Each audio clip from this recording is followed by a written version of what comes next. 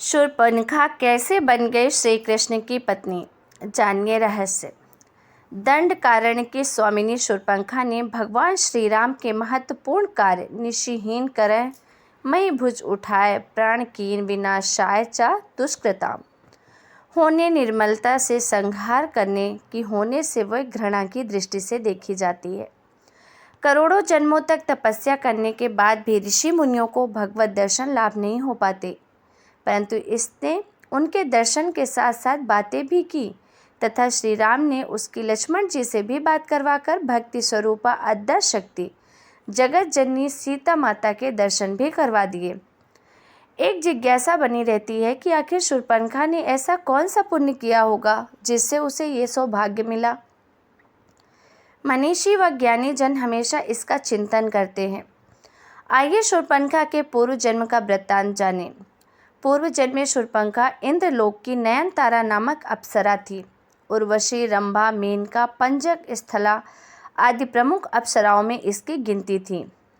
एक बार इंद्र के दरबार में अप्सराओं का नृत्य चल रहा था और उस समय नयनतारा नृत्य करते समय भ्रू संचालन अर्थात आँखों से इशारा भी कर रही थी, जिसे देख इंद्र विचलित हो गए और उसके ऊपर प्रसन्न हो गए। तब से नयनतारा इंद्र की प्रेयसी बन गई। तत्कालीन समय में पृथ्वी पर एक वज्रा नामक एक ऋषि घोर तपस्या कर रहे थे। तब नयनतारा पर प्रसन्न होने के कारण ऋषि की तपस्या भंग करने हेतु इंद्र ने इसे ही पृथ्वी पर भेजा, परंतु ब्रह्मा ऋषि की तपस्या बंद होने पर उन्होंने इसे राक्षसी होने का श्राप दे दिया। ऋषि से क्षमा याचना करने पर वज्र ऋषि ने उससे कहा कि राक्षस जन्म में ही तुझे प्रभु के दर्शन होंगे, और तब वही अप्सरा देह त्याग के बाद शूर्पणखा राक्षसी बनी। उसने दृढ़ निश्चय कर लिया कि प्रभु के दर्शन होने पर वह उन्हें प्राप्त कर लेगी। वही नयनतारा वाला मोहित रूप बनाकर ही शूर्पणखा श्री राम के पास गई थी, परंतु एक गलती कर बैठी, वो ये कि परम ब्रह्म प्रभु परमात्मा परब्रह्मा को पति के रूप में पाने की इच्छा प्रकट कर दी।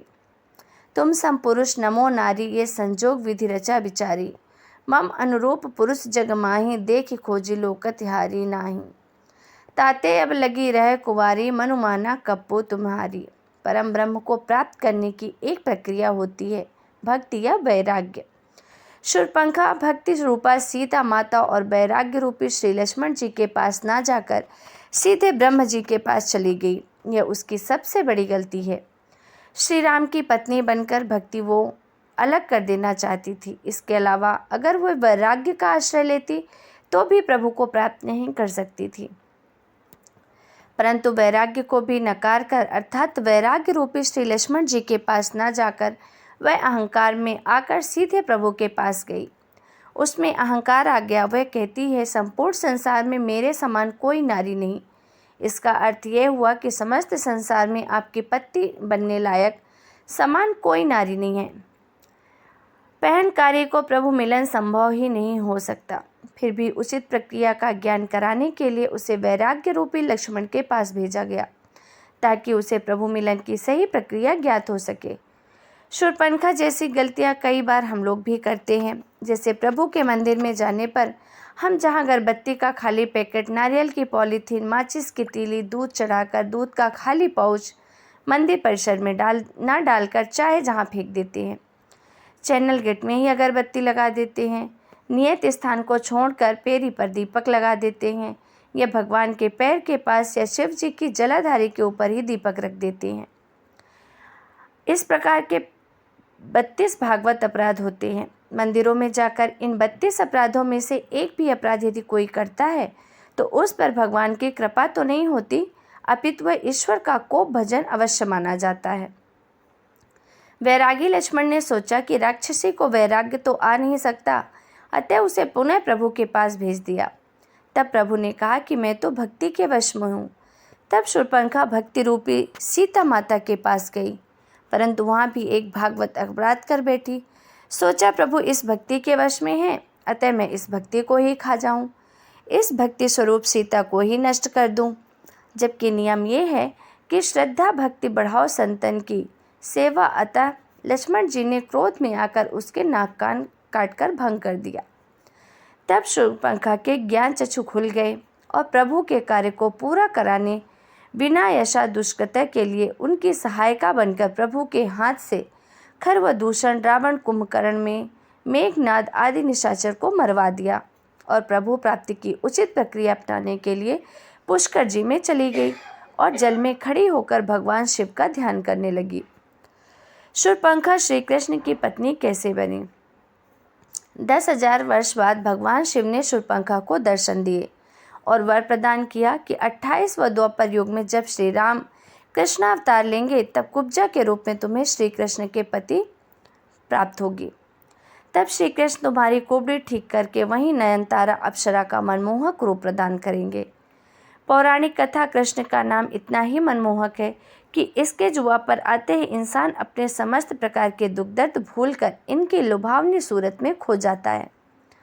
अगर हिंदू धर्म के ग्रंथों की बात करें तो इसमें इनके स्वरूप का वर्णन लिखा है। बहुत अच्छे से प्रमाण देता है कि यही कारण है कि बचपन से ही श्री कृष्ण के प्रिय थे गोकुल में गोपियों से लेकर वहाँ के वृद्ध स्त्रियों के लिए श्री कृष्ण बहुत खास थे। श्री कृष्ण की एक माता देवकी तो दूसरी यशोदा, परंतु गोकुल में अन्य रहने वाली वृद्ध महिलाएं भी इन्हें पुत्र की तरह ही स्नेह करती थी। आज आपको इनके प्रति प्रेम रखने वाली ऐसी एक स्त्री के बारे में बताती हूँ जिनका वर्णन पौराणिक कथाओं में भी मिलता है।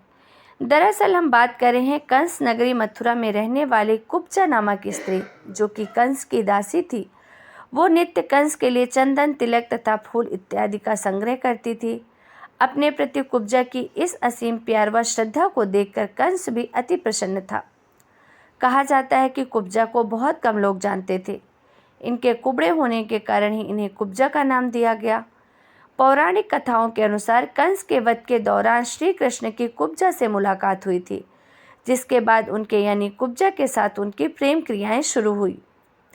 एक बार की बात है, भगवान श्री कृष्ण ने देखा कि एक कुबड़े अपने हाथ में चंदन, फूल और हार इत्यादि लेकर बड़े प्रसन्न मन से जा रही थी। श्री कृष्ण ने उससे प्रश्न किया कि ये चंदन, बहार, फूल लेकर इतना इठलाते हुए आप कहाँ जा रही हैं और आप हैं कौन? तो कुब्जा ने श्री कृष्ण के प्रश्न का उत्तर देते हुए कहा कि मैं कंस की दासी हूँ। मेरे कुबड़े होने के कारण सब मुझे कुब्जा कहते हैं। मैं ये चंदन, फूल, हार आदि लेकर अपने महाराज कंस के पास जा रही हूँ और मैं नियमित ही ऐसा करती हूँ।